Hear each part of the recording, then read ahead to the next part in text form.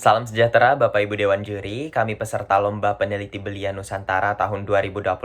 Saya Dani Putra Febriansyah dan rekan saya Quirina Natania Clarissa dari SMA Sin Carolus Bengkulu dengan judul penelitian Edukar Gender, upaya pencegahan toxic masculinity melalui pembelajaran bimbingan konseling di SMA Sin Carolus untuk mendukung implementasi Sustainable Development Goals. Adapun latar belakangnya yaitu karena marak terjadi perbedaan pandangan terkait gender di lingkungan sosial, memunculkan toxic masculinity ataupun ketika seorang laki-laki dipaksa untuk memenuhi standar yang ada di lingkungan masyarakat, tetapi itu merupakan suatu hal keterpaksaan. Contohnya seperti laki-laki dipaksa untuk tidak boleh menangis, laki-laki dipaksa untuk kuat, dan laki-laki tidak boleh fokus atau peduli terhadap kesehatan mental. Selain itu, adanya hambatan terkait perkembangan sosial dan emosional baik dari pelaku dan korban toxic masculinity, serta adanya keinginan peneliti untuk terlibat dalam mendukung Sustainable Development Goals. Adapun rumusan masalah yaitu ingin menciptakan edukar gender dan bagaimana edukar gender ini dapat menjadi upaya dalam meminimalisir toxic masculinity melalui pembelajaran bimbingan konseling di sekolah, dan tujuannya yaitu untuk mengetahui persentase akurasi pemahaman siswa-siswi sekaligus menciptakan inovasi baru yaitu edukar gender. Adapun manfaat penelitian secara praktis dan teoritis sebagai berikut. Dan selanjutnya landasan teori tentang toxic masculinity sebagai berikut. Begitupun dengan landasan teori tentang Sustainable Development Goals. Landasan teori ini kami gunakan juga sebagai indikator atau panduan dalam membuat pertanyaan dalam pretest dan posttest. Selanjutnya metodologi penelitian yang akan dijelaskan oleh rekan saya, Quirina. Ini adalah metodologi penelitian. Yang pertama, desain penelitian.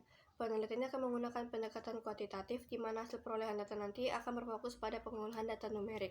Lalu penelitian akan menggunakan eksperimen semu, yaitu dengan pengadaan permainan edukar di masing-masing satu kelas dari 3 angkatan di SMA Sin Carolus Bengkulu.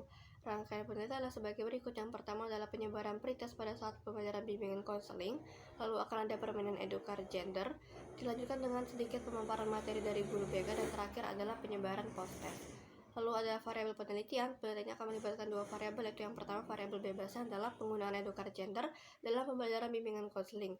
Yang kedua adalah variabel terikatnya, yaitu tingkat pemahaman dan perubahan sikap siswa terhadap toxic masculinity dan kesetaraan gender.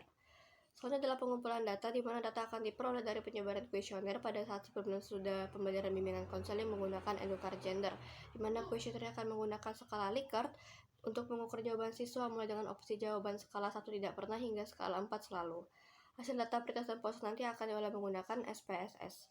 Analisis data yang terkumpul nanti akan dianalisis menggunakan SPSS, yaitu dengan uji statistik paired sample test, dengan tujuan untuk mencari apakah ada perbedaan signifikan antara hasil pretest dan posttest, yaitu pada saat setelah dan sebelum diberlakukannya permainan edukar gender.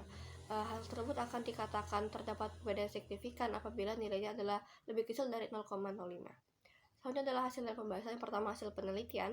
Didapati data seperti pada pasangan pair 1, pair 5, pair 6, pair 8, dan pair 13, yaitu nilai p-valuenya lebih kecil dibanding 0,05. Lalu juga terdapat pasangan data seperti pada pair 2, pair 3, dan pair 9, di mana p-valuenya lebih besar dibanding 0,05. Selanjutnya adalah hasil pembahasannya.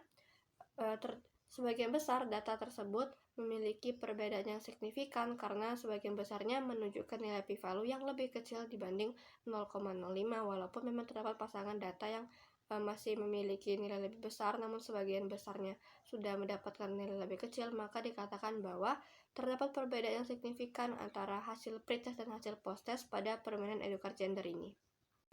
Berdasarkan hasil data dari uji statistik paired sample test, dapat disimpulkan bahwa metode yang digunakan dalam penelitian ini telah memiliki efek positif pada hasil belajar siswa.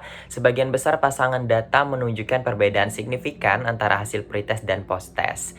Namun, beberapa pasangan juga menunjukkan perbedaan signifikan, yang ini menunjukkan bahwa analisis lebih lanjut juga diperlukan untuk perbaikan dari penelitian dan juga inovasi edukar gender itu sendiri. Baik Bapak Ibu Dewan Juri, berikut merupakan referensi dan daftar pustaka yang kami gunakan untuk melakukan penelitian ini, sekaligus dengan beberapa lampiran dan dokumentasi, dan salam sejahtera.